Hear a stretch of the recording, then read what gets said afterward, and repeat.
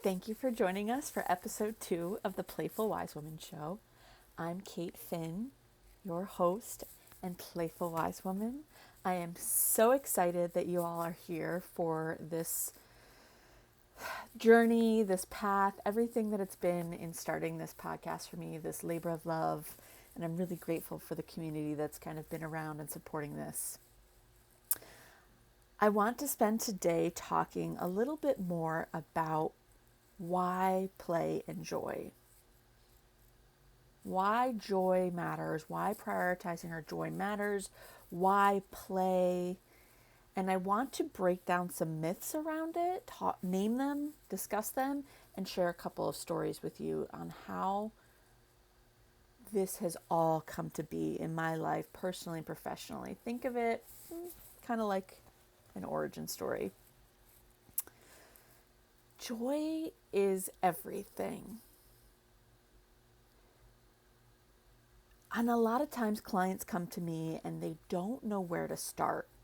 They're so burnt out, they're so overloaded that they don't know how to even find their joy again. And so that's where play comes in, because when we can play more and have this idea of a playful spirit open to exploring, trying new things, we give ourselves permission to experience the world in a different way. We give ourselves permission to learn what it is that brings us those little bits of joy. And that's a big part of the journey that I take my clients on, and a journey that I would encourage you all to give yourselves permission to go on, to try. Try the wild thing. Try the new activity. See if you like it. It's not a failure if it's not your thing. It's another check mark on the list saying, oh, this isn't for me. This doesn't bring me joy. This doesn't excite me. This doesn't help me out. I think one of the biggest myths out there, though, around joy, right, and play, and those of us that teach this and emphasize this, and this is really what kept me back, held me back from leading with this idea of joy and play, is that there's this perception out there that, you hear the expressions, our heads are in the clouds and we're not realistic, or we're just burying our heads in the sand, ignoring all of the pain and the hurt going on in the world around us. There is a lot going on in this world today, and it is really heavy at times, and each of us is walking our own path with that, with what we're experiencing in relation to it, what our immediate experiences are around it. And joy, leading with joy, creating a meaningful life, allowing yourself to find joy, isn't ignoring what's going on in the world. It's actually a really beautiful tool and strategy and coping mechanism to help us deal with the hard times. It's finding meaning and joy and happiness in the little moments, and sitting in gratitude and feeling grateful for the things that we do have and that we do get to experience in this beautiful world, even when it's really heavy and painful. This is the human experience, being able to experience an array and a spectrum of emotions, reactions, all of it. And joy is one of them. Today, I'm going to share with you a couple of different stories around how this has woven in and shown up in my life over and over and over again. Some of them are really vulnerable. Some of them are a little bit painful to share, maybe painful to hear and experience around death and loss of loved ones. And some of them are just silly and fun.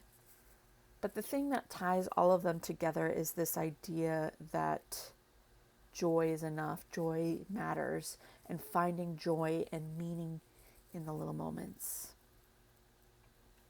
When I was studying for my master's degree in social work in my early 20s, I knew that I didn't want to be a typical case manager stereotype about what a social worker was.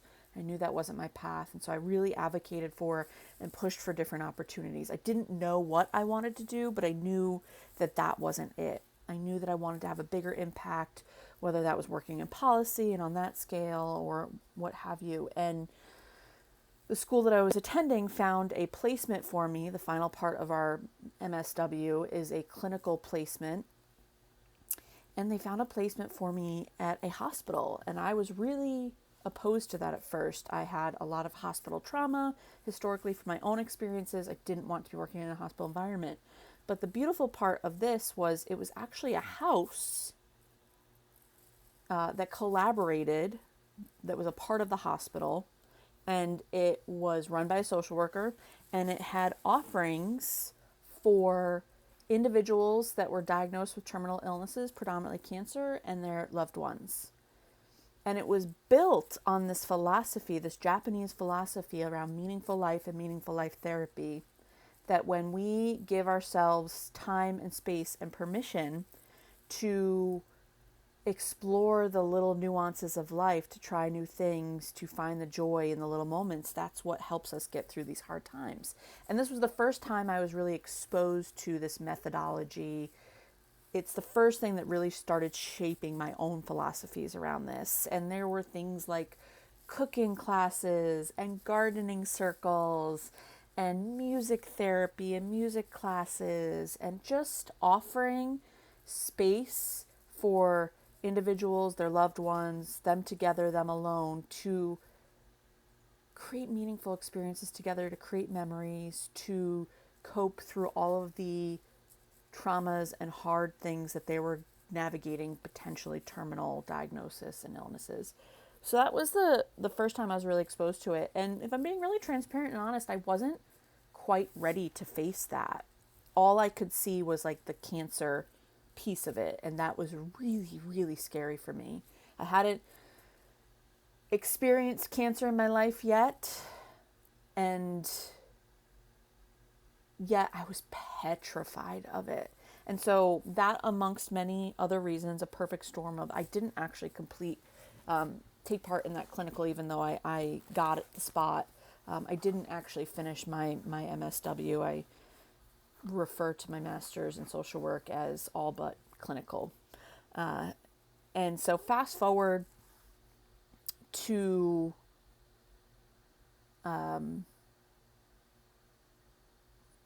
about 10, almost 15 years, and now I'm in my mid-30s.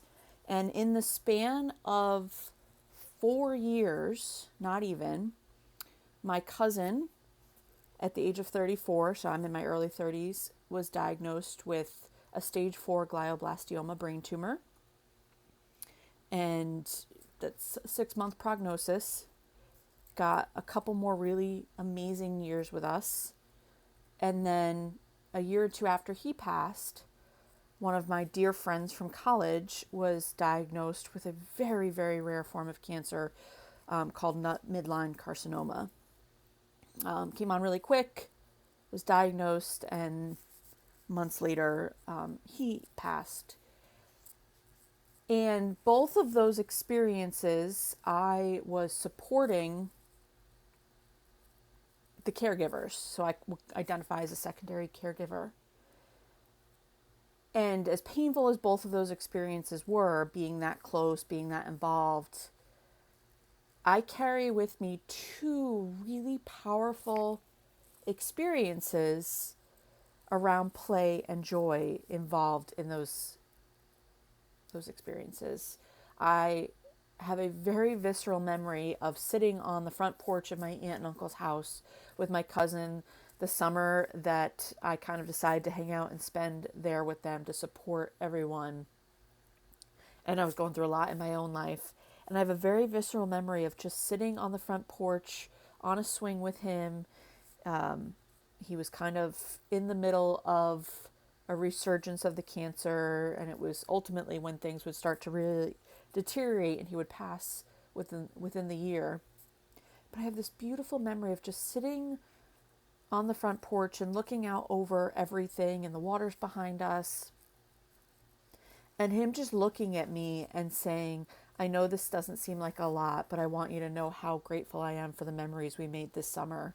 Sitting on the porch, talking about family, our runs in the morning, just those little moments of finding meaning and connection through a difficult time in his life became a really profound experience for him and is one of the memories that I will carry with me forever. And fast forward to a few years later, my friend Kevin was in the hospital in Rochester, New York, and there was a group of us that were kind of taking turns hanging out and visiting with him, and giving his family a break, giving his parents a break, because it's a lot taking on that role as caregiver for someone who is struggling with their own mortality and everything they are facing. And at Strong Hospital, where the cancer center was there, they have a butterfly garden. And I don't know that it's something I ever would have explored before, but the nurses mentioned it to us a couple times, and he was having a pretty good day and wanted to get out of the room when we had walked our laps. And so I said, well, why don't we go down and sit in the butterfly garden? And watching him experience the butterfly garden, watching him experience sunshine on his face, watching those little moments of joy light up for him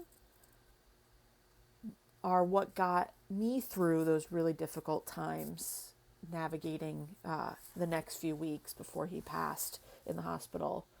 Watching him get to experience that and have so much pleasure just from feeling the sunshine on his face and the wonder of watching the butterflies in silence together, it was those little moments where joy was the emphasis, nothing else was going on. Joy in the little moments that got both of us through some really hard stuff.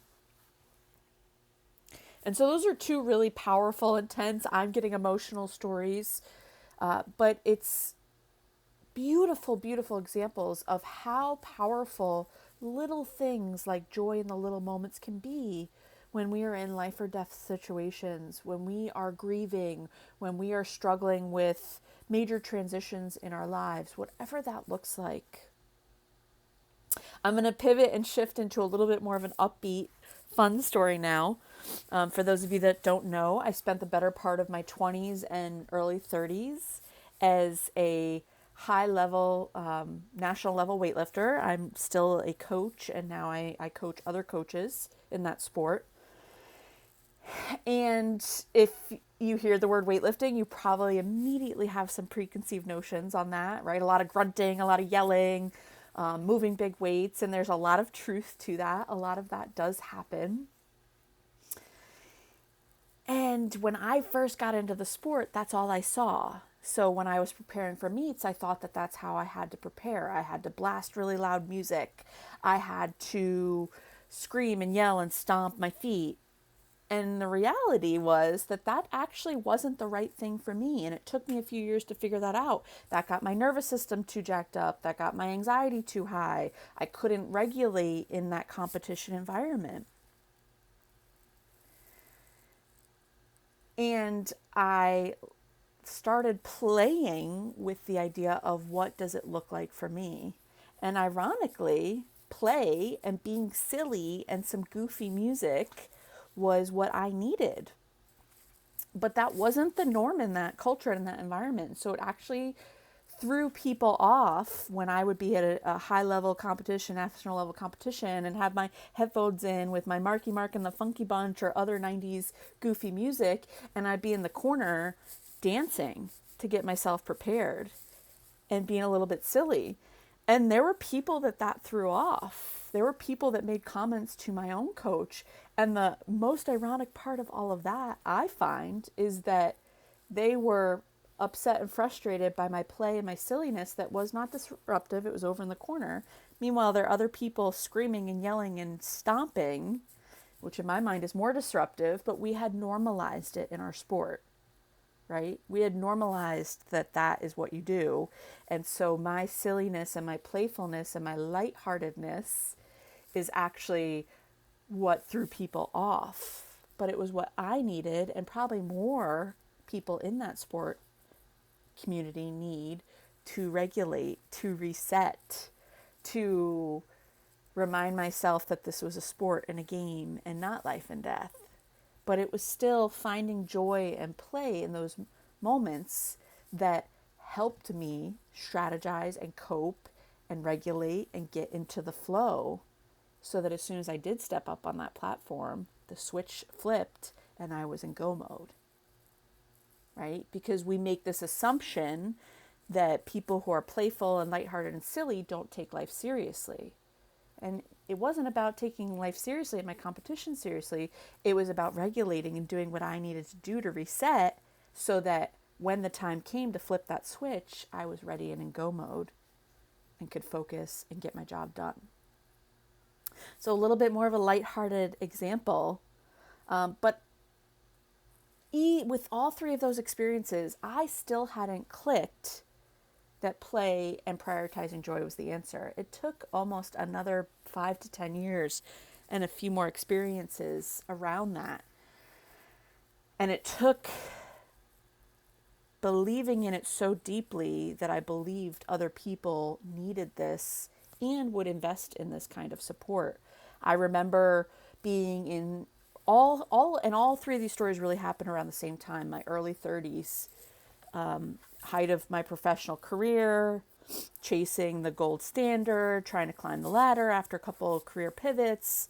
And I remember my therapist being in therapy at the time, and my therapist being like, Cait, I don't want you doing anything else. I want your homework to be to just go out and play and just go out and have some fun.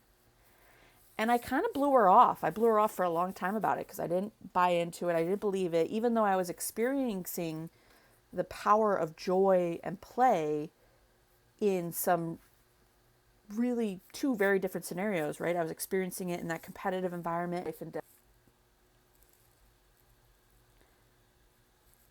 And it took me until I shared in my last episode a little bit more about my burnout story and my aha moment with prioritizing myself.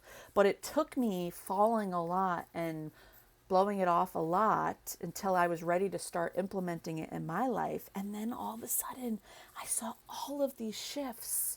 And now I could look back and realize all the other times in my life that joy and play and prioritizing myself and pausing and finding meaning in the little moments is what actually served me, is what actually helped me get through the day-to-day and some major life experiences.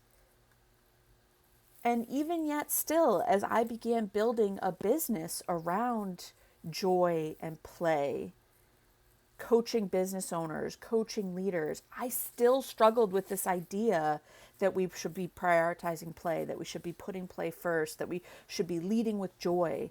I still was struggling with all the things that I was taught by society, that people won't invest in that. People will only invest in what in their mind will bring them the immediate return on investment. And it took years of me working through this and working with clients and seeing over and over and over again how, even if my clients came to me for a website project, even if my clients came for me for business coaching, even if my clients came to me for leadership coaching, what we all needed to start out with was getting grounded and rerouting and relaying a foundation of what brings us joy. Learning what brings us joy, playing more, playing with the idea of play and exploration and what that means for each of us. And when I went all in and doubled down on that in my own business and my own life, it was when everything shifted in my business and I started to see the growth and the ripple and the success, because I was showing up from this space of being really grounded and willing to put myself first so that I could show up more fully and lead like that for my clients.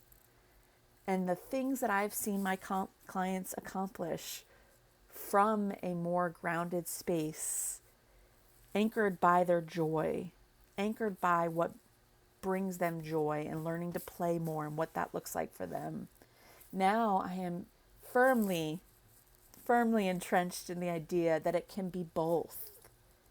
We can pursue our joy and prioritize our joy and create more success in our business and grow our businesses. They get to work together, much like it did in each of my examples. We had to go through some really hard life or death stuff, and I got to witness and be anchored and supported by joy and a playful spirit in both those scenarios. I got to be a badass weightlifter, lifting at the national level and crushing the weights. And I did that by prioritizing the playful energy that I needed and what brought me joy in that moment. You get to grow and have a successful business, and you get to do that by prioritizing your joy and all of the things that you enjoy. And you discover that by being playful and exploring. Some really powerful stuff, some really heavy stuff, some really light stuff. It can be and is often both. We get to prioritize ourselves and our joy and have the growth and success that we desire in our lives, our businesses, our relationships, all of it. You get to. Thank you.